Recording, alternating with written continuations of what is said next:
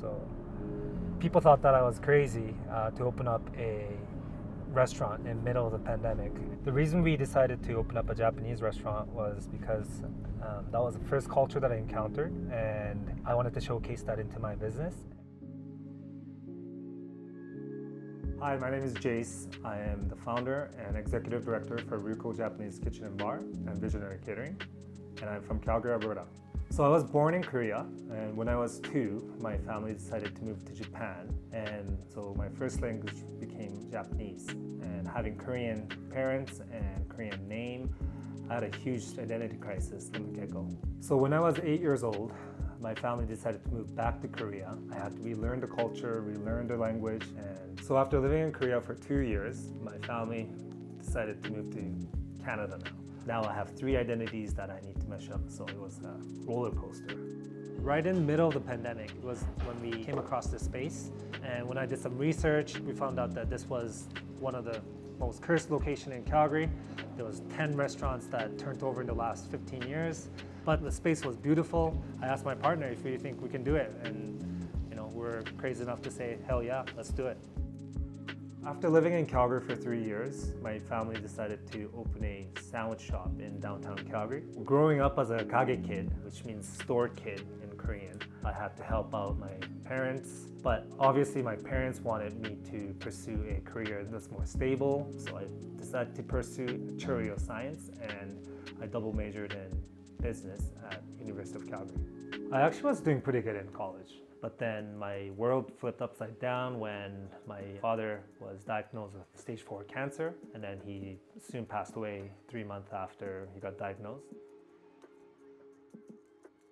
So I quit my job and I took over the cafe in 2013. I soon realized that cafe business was a very, very difficult business to be in. I turned my eyes to catering, and in 4 years it became a 100 people company. We were doing really well, but then the pandemic hit. So the catering company took a huge nosedive, but we're just so lucky to live in a country where there was a bunch of grants to support the small business owners. And it was always a dream of mine to open a restaurant. So we said, maybe this is the time. Japanese food is known to have that really high quality, and I think there was a lack of quality Japanese food that was offered in Calgary. We wanted to bring in fresh seafood from Japan. Also, not just the traditional Japanese food, we wanted to incorporate different culture to really celebrate being Canadian. Before we opened, we wanted to do a soft opening. Several of our friends and family came and they tasted our menu, and then they posted on the social media. The next morning I woke up, there was 150 DMs saying, "What is this? Can I please come and join this soft opening?"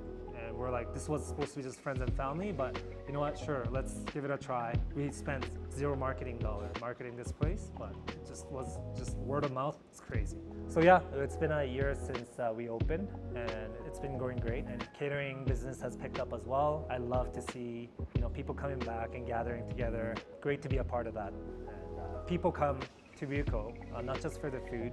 Ryuko wouldn't be Ryuko without our team. Looking back at my life, these are the moments that definitely made me who I am.